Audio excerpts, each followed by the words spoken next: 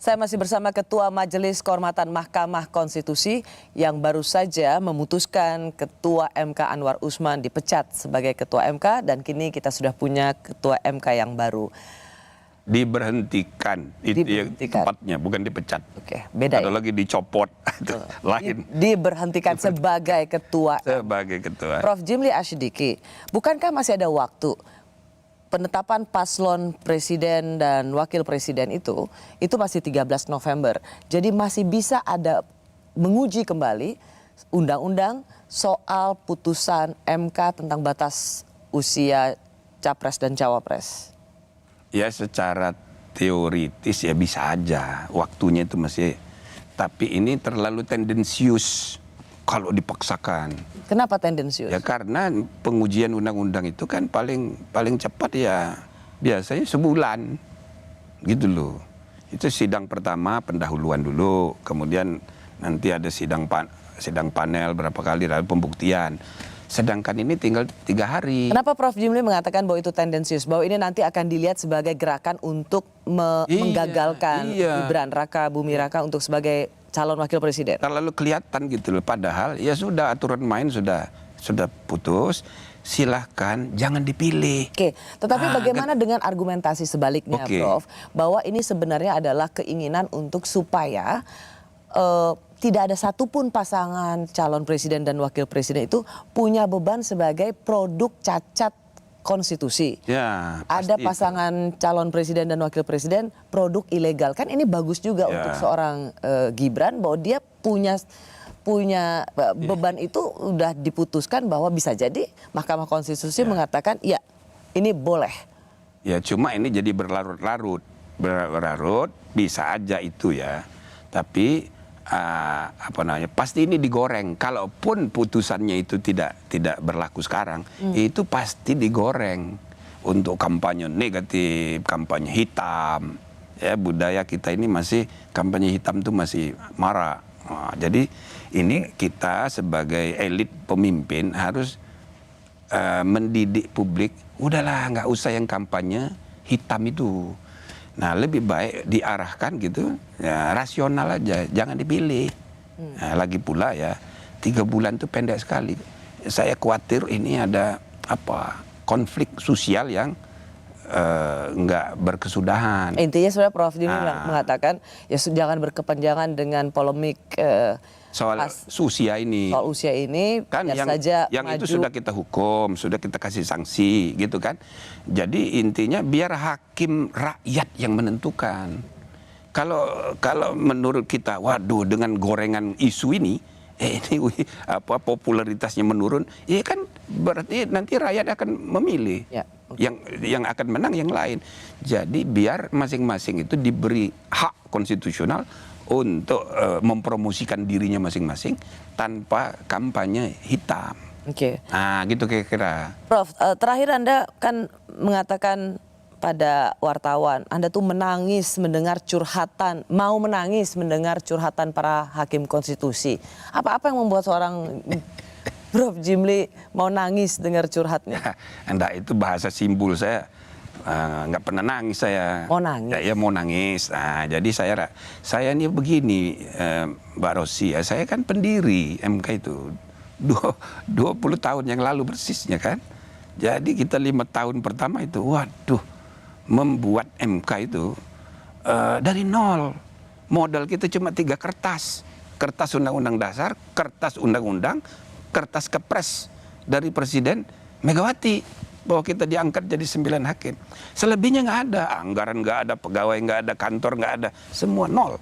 Nah jadi tapi kami bersembilan itu dengan gagah gitu ya, membangun diri kita masing-masing sebagai tiang. Oke, kenapa?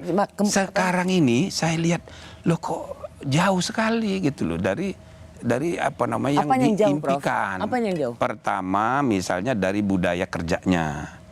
Ya kan sudah biasa itu telat sidang. Makanya Majelis Kehormatan kemarin saya show itu tepat jam sekian saya buka. Saya umumkan bahwa ini kita harus jadikan tradisi. Terus yang kedua soal 9 hakim bertiga. Saya minta masing-masing punya ide sendiri-sendiri. Bila perlu ada yang disenting, alhamdulillah ada Pak Bintan. Jadi itu harus independen 9 tiang ini. Yang Prof lihat adalah hakim-hakim konstitusi sekarang suka kasak kusuk, saling mempengaruhi. saling mempengaruhi. Itu yang saya bilang akal bulus. Ya, akal bulus ya sekelas dengan akal fulus. Nah, yang harus kita pegang itu untuk menemukan kebenaran dan keadilan itu diskusi akal sehat. Nah, gitu loh. Nurani bersih dan akal sehat yang tulus untuk bangsa dan negara. Itu kami tulis tuh di putusan kemarin sebagai nasihat. Nah, yang kedua ini soal kebocoran.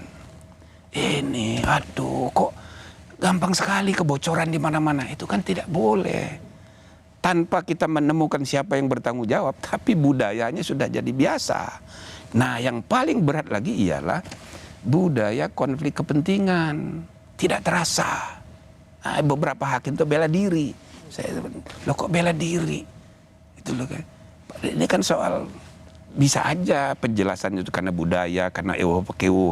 Tapi kalau dicarikan alasan pembenar bahwa ini benar, ya ampun. Itu kan sudah ada di kode etik, sudah ada di undang-undang dan praktek universal. Ya, jadi yang paling menyedihkan adalah ketika hakim konstitusi ini, oke, mereka paham tentang konstitusi, pengetahuan konstitusi, tapi yang paling mengecewakan untuk seorang Jimli Asidiki adalah pemahaman tentang benturan kepentingan, standar etik. Bukan hanya pemahaman, tapi sense. Ya.